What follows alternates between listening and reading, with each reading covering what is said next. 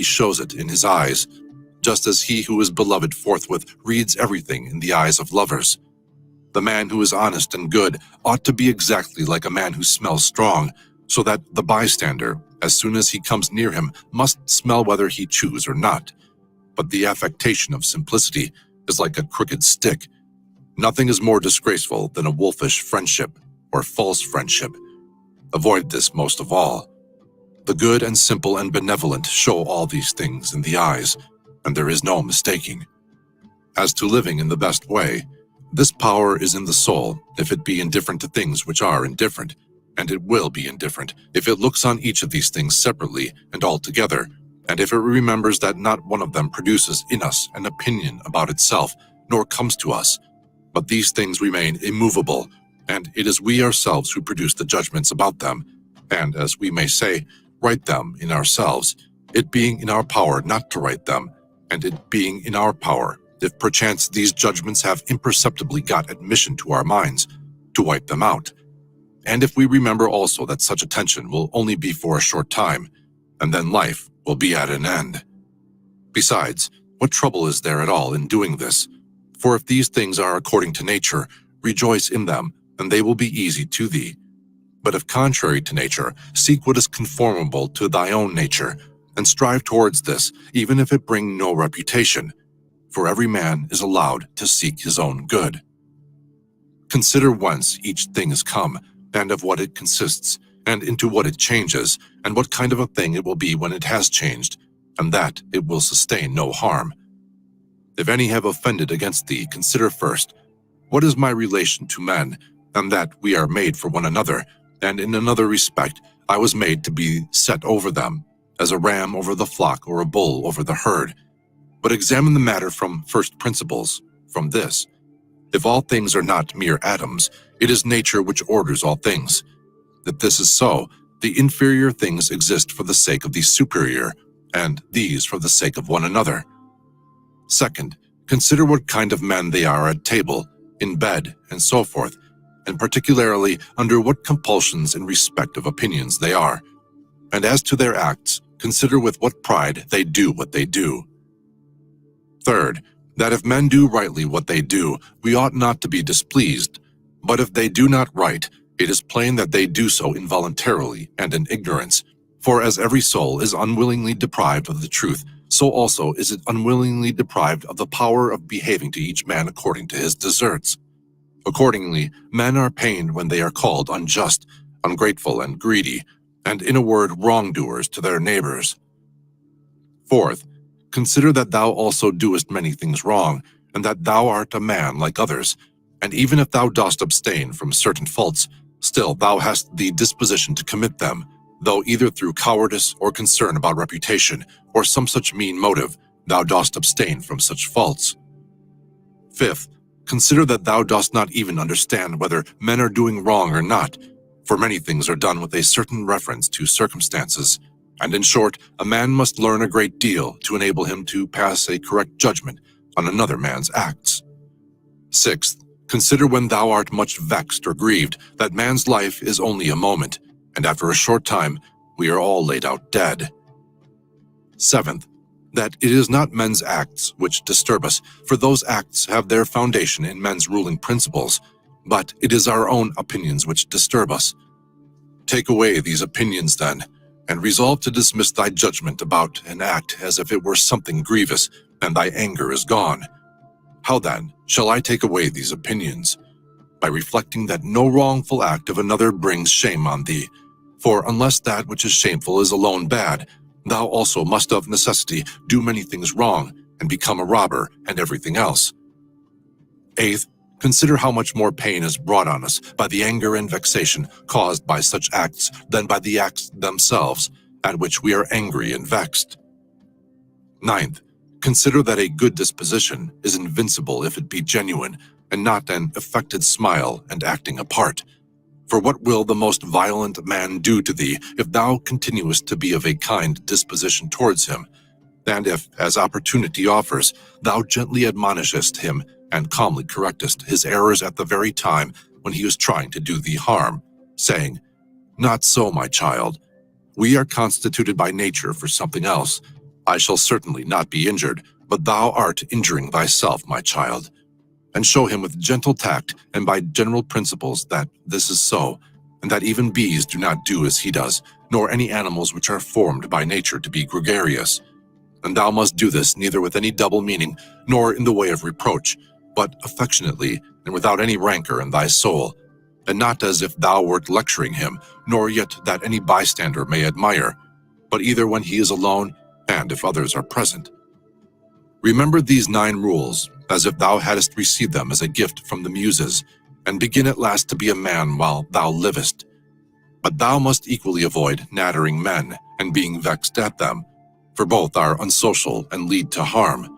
And let this truth be present to thee in the excitement of anger, that to be moved by passion is not manly, but that mildness and gentleness, as they are more agreeable to human nature, so also are they more manly.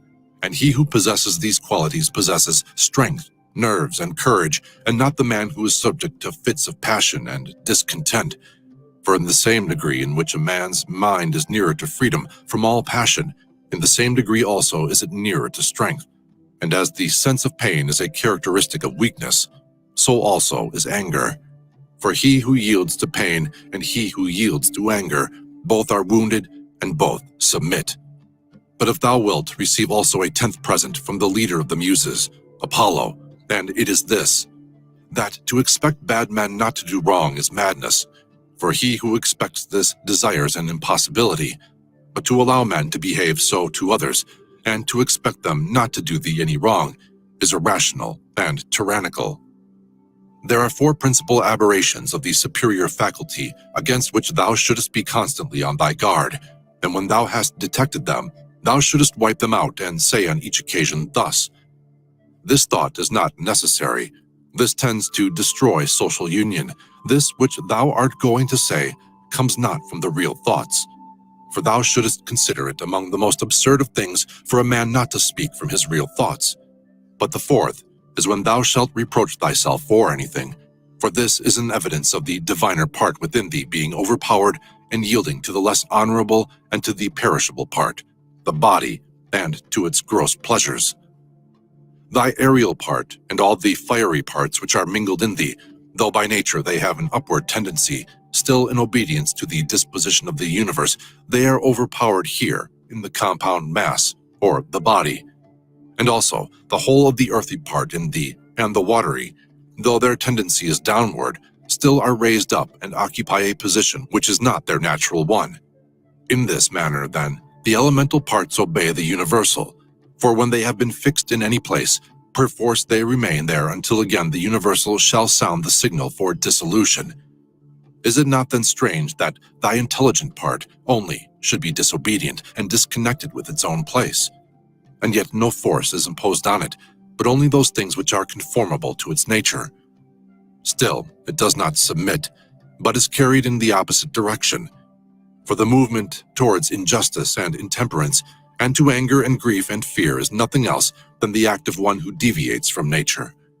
And also, when the ruling faculty is disconnected with anything that happens, then too it deserts its post. For it is constituted for piety and reverence towards the gods, no less than for justice. For these qualities also are comprehended under the generic term of contentment with the constitution of things, and indeed they are prior to acts of justice. He who has not one and always the same object in life cannot be one and the same all through his life. But what I have said is not enough, unless this also is added, what this object ought to be. For as there is not the same opinion about all things which in some way or other are considered by the majority to be good, but only about some certain things, that is, things which concern the common interest, so also ought we to propose ourselves an object which shall be of a common kind, or social and political. For he who directs all his own efforts to this object will make all his acts alike, and thus will always be the same. Think of the country mouse and of the town mouse, and of the alarm and trepidation of the town mouse. Socrates used to call the opinions of the many by the name of lamiae, bugbears to frighten children. The Lacedaemonians at their public spectacles used to set seats in the shade for strangers, but themselves sat down anywhere. Socrates excused himself to Perdiccas for not going to him, saying, "It is because I would not perish by the worst of all ends. That is, I would not receive a favor and then be unable to return it." In the writings of the Ephesians, there was this precept, constantly to think of some one of the men of former times who practiced virtue. The Pythagoreans bid us in the morning look to the heavens, that we may be reminded of those bodies which continually do the same things and in the same manner perform their work, and also be reminded of their purity and nudity, for there is no veil over a star. Consider what a man Socrates was when he dressed himself in a skin after Xanthippe had taken his cloak and gone out, and what Socrates said to his friends who were ashamed of him and drew back from him when they saw him dressed thus. "Neither in writing nor in reading wilt thou be able to lay down rules for others before thou shalt have first learned to obey rules thyself. Much more is this so in life. A slave thou art, free speech is not for thee, and my heart laughed within. And virtue they will curse, speaking harsh words. To look for the fig in winter is a madman's act, such as he who looks for his child when it is no longer allowed. When a man kisses his child, said Epictetus, he should whisper to himself, 'Tomorrow, perchance, thou wilt die.' But those are words of bad omen." "No word is a word of bad omen," said Epictetus, "which expresses any work of nature. Or, if it is so, it is also a word of bad omen to speak of the ears of corn being reaped. The unripe grape, the ripe bunch, the dried grape, are all changes, not into nothing, but into something which exists not yet. No man can rob us of our free will." Epictetus also said, "A man must discover an art or rules with respect to giving his assent, and in respect to his movements he must be careful that they be made with regard to circumstances, that they be consistent with social interests, that they have regard to the value of the object. And as to sensual desire, he should altogether keep away from it. And as to avoidance or aversion, he should not show it with respect to any of the things which are not in our power. The dispute then," he said, "is not about any common matter, but about being mad or not." Socrates used to say, "What do you want, souls of rational men or irrational? Souls of rational men. Of what rational men, sound or unsound? Sound. Why then do you not seek for them? Because we have them. Why then do you fight and quarrel?"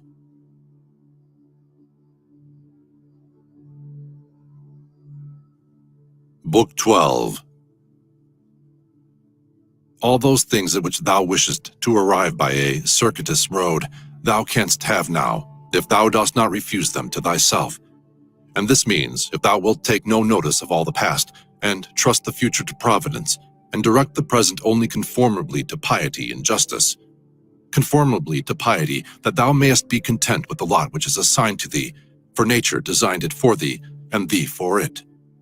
Conformably to justice, that thou mayest always speak the truth freely and without disguise, and do the things which are agreeable to law and according to the worth of each. And let neither another man's wickedness hinder thee, nor opinion, nor voice, nor yet the sensations of the poor flesh which has grown about thee, for the passive part will look to this. If then, whatever the time may be when thou shalt be near to thy departure, neglecting everything else, thou shalt respect only thy ruling faculty and the divinity within thee. And if thou shalt be afraid, not because thou must sometime cease to live, but if thou shalt fear never to have begun to live according to nature, then thou wilt be a man worthy of the universe which has produced thee, and thou wilt cease to be a stranger in thy native land, and to wonder at things which happen daily as if they were something unexpected, and to be dependent on this or that. God sees the minds, or ruling principles, of all men bared of the material vesture, and rind and impurities. For with his intellectual part alone, he touches the intelligence only which has flowed and been derived from himself into these bodies. And if thou also usest thyself to do this, thou wilt rid thyself of thy much trouble. For he who regards not the poor flesh which envelops him, surely will not trouble himself by looking after raiment and dwelling and fame, and such like externals and show. The things are three of which thou art composed: a little body, a little breath or life, intelligence. Of these, the first two are thine, so far as it is thy duty to take care of them, but the third alone is properly thine.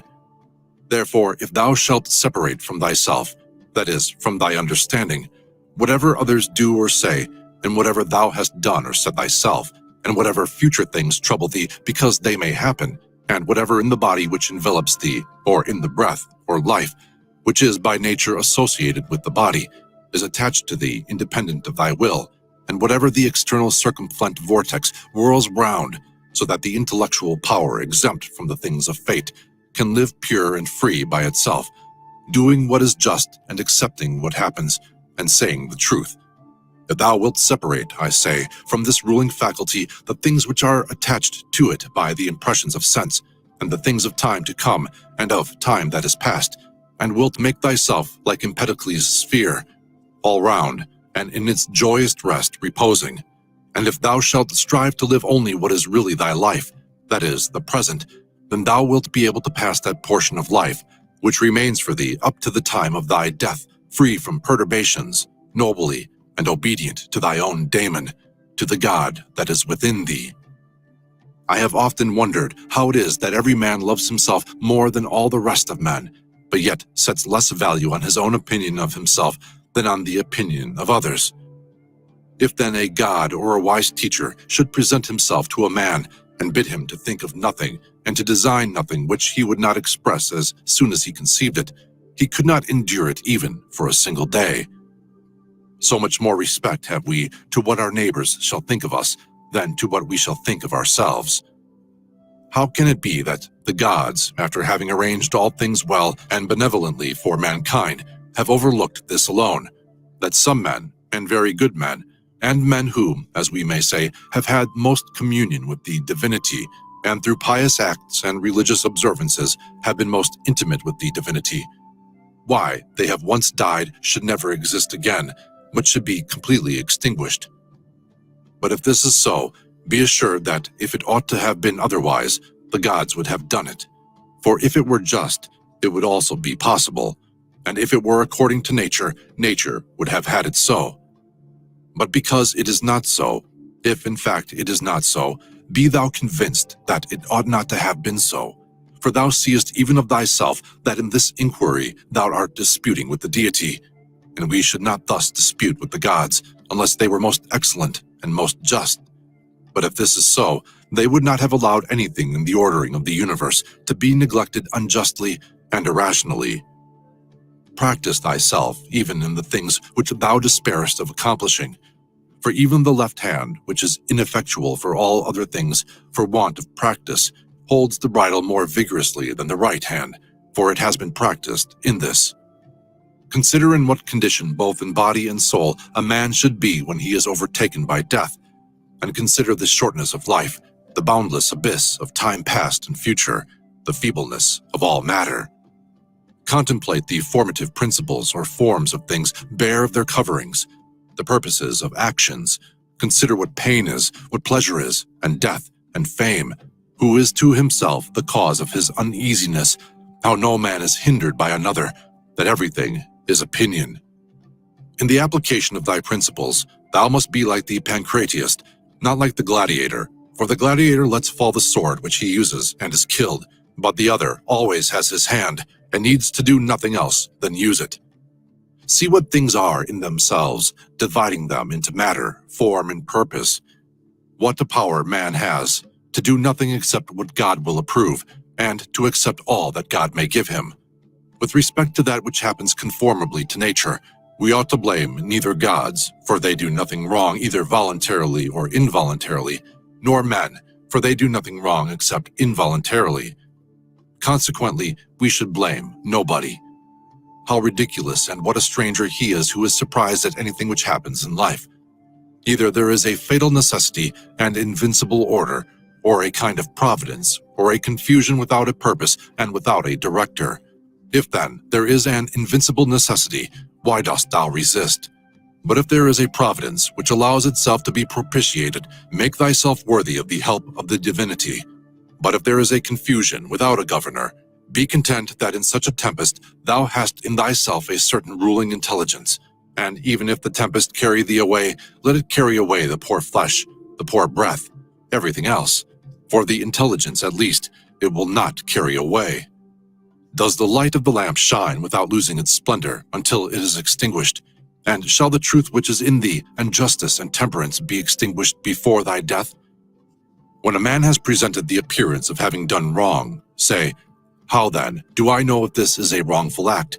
And even if he has done wrong, how do I know that he has not condemned himself? And so this is like tearing his own face. Consider that he who would not have the bad man do wrong is like the man who would not have the fig tree to bear juice in the figs, and infants to cry, and the horse to neigh, and whatever else must of necessity be. For what must a man do who has such a character?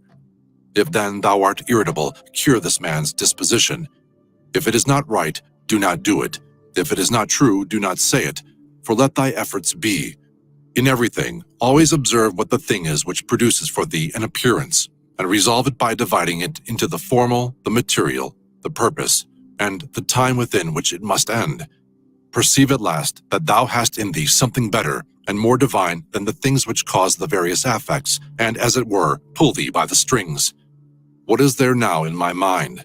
Is it fear, or suspicion, or desire, or anything of the kind? First, do nothing inconsiderately, nor without a purpose. Second, make thy acts refer to nothing else than to a social end. Consider that long before thou wilt be nobody and nowhere, nor will any of the things exist which thou now seest, nor any of those who are now living. For all things are formed by nature to change and be turned and to perish, in order that other things in continuous succession may exist. Consider that everything is opinion, and opinion is in thy power.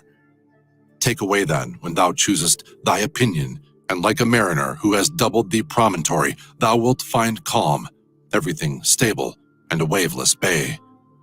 Any one activity, whatever it may be, when it has ceased at its proper time, suffers no evil because it has ceased, nor he who has done this act does he suffer any evil for this reason, that the act has ceased. In like manner, then, the whole, which consists of all the acts, which is our life, if it cease at its proper time, suffers no evil for this reason, that it has ceased. Nor he who has terminated this series at the proper time has he been ill dealt with. By the proper time and the limit nature fixes, sometimes as in old age the peculiar nature of man, but always the universal nature, by the change of whose parts the whole universe continues ever young and perfect, and everything which is useful to the universal is always good and in season. Therefore the termination of life for every man is no evil, because neither is it shameful, since it is both independent of the will and not opposed to the general interest, but it is good, since it is seasonable and profitable to and congruent with the universal. For thus too he is moved by the deity, who is moved in the same manner with the deity, and moved towards the same thing in his mind. These three principles thou must have in readiness. In the things which thou doest, do nothing either inconsiderately or otherwise than as justice herself would act, but with respect to what may happen to thee from without, consider that it happens either by chance or according to providence, and thou must neither blame chance nor accuse providence. Second, consider what every being is, from the seed to the time of its receiving a soul, and from the reception of a soul to the giving back of the same, and of what things every being is compounded, and into what things it is resolved. Third, if thou shouldest suddenly be raised up above the earth, and shouldest look down on human beings, and observe the variety of them, how great it is, and at the same time also shouldest see a glance, how great is the number of beings who dwell all around in the air and the ether, consider that as often as thou shouldest be raised up, thou wouldest see the same things, sameness of form and shortness of duration. Are these things to be proud of? Cast away opinion, thou art saved. Who then hinders thee from casting it away? When thou art troubled about anything, thou hast forgotten this, that all things happen according to the universal nature, and forgotten this, that a man's wrongful act is nothing to thee, and further, thou hast forgotten this, that everything which happens always happened so, and will happen so, and now happens so everywhere. Forgotten this too, how close is the kinship between a man and the whole human race, for it is a community, not of a little blood or seed, but of intelligence. And thou hast forgotten this too, that every man's intelligence is a god, and is an efflux of the deity, and forgotten this, that nothing is a man's own, but that his child and his body and his very soul came from the deity. Forgotten this, that everything is opinion. And lastly, thou hast forgotten that every man lives the present time only, and loses only this. Constantly bring to thy recollection those who have complained greatly about anything, those who have been most conspicuous by the greatest fame or misfortunes or enmities or fortunes of any kind. Then think, where are they all now? Smoke and ash and a tale, or not even a tale. And let there be present to thy mind also everything of this sort, how Fabius Catilinus lived in the country, and Lucius Lupus in his gardens, and Stertinius at Brie, and Tiberius at Capreae, and Velius Rufus, or Rufus at Velia, and in fine think of the eager pursuit of anything conjoined with pride, and how worthless everything is after which men violently strain, and how much more philosophical it is for a man in the opportunities presented to him to show himself just, temperate, obedient to the gods, and to do this with all simplicity. For the pride which is proud of its want of pride is the most intolerable of all. To those who ask, where hast thou seen the gods, or how dost thou comprehend that they exist and so worshipest them? I answer, in the first place, they may be seen even with the eyes. In the second place, neither have I seen even my own soul, and yet I honor it. Thus then, with respect to the gods, from what I constantly experience of their power, from this I comprehend that they exist, and I venerate them. The safety of life is this, to examine everything all through, what it is itself, that is, its material, what the formal part, with all thy soul, to do justice, and to say the truth. What remains except to enjoy life by joining one good thing to another, so as not to leave even the smallest intervals between? There is one light of the sun, though it is interrupted by walls, mountains, and other things infinite. There is one common substance, though it is distributed among countless bodies which have their several qualities. There is one soul, though it is distributed among infinite natures and individual circumscriptions or individuals. There is one intelligent soul, though it seems to be divided. Now in the things which have been mentioned, all the other parts, such as those which are air and matter, are without sensation and have no fellowship, and yet even these parts the intelligent principle holds together and the gravitation towards the same. But intellect in a peculiar manner tends to that which is of the same kin, and combines with it, and the feeling for communion is not interrupted. What dost thou wish? To continue to exist? Well, dost thou wish to have a sensation, movement, growth, and then again to cease to grow, to use thy speech, to think? What is there of all these things which seems to thee worth desiring? But if it is easy to set little value on all these things, turn to that which remains, which is to follow reason and God. But it is inconsistent with honoring reason and God to be troubled because by death a man will be deprived of the other things. How small a part of the boundless and unfathomable time is assigned to every man, for it is very soon swallowed up in the eternal. And how small a part of the whole substance, and how small a part of the universal soul, and on what a small clod of the whole earth thou creepest. Reflecting on all this, consider nothing to be great except to act as thy nature leads thee, and to endure that which the common nature brings. How does the ruling faculty make use of itself? For all lies in this, but everything else, whether it is in the power of thy will or not, is only lifeless ashes and smoke. This reflection is most adapted to move us to contempt of death, that even those who think pleasure to be a good, and pain an evil, still have despised it. The man to whom that only is good which comes in due season, and to whom it is the same thing whether he has done more or fewer acts conformable to right reason, and to whom it makes no difference whether he contemplates the world for a longer or a shorter time, for this man neither is death a terrible thing. Man, thou hast been a citizen in this great state of the world. What difference does it make to thee whether for 5 years or 3? For that which is conformable to the laws is just for all.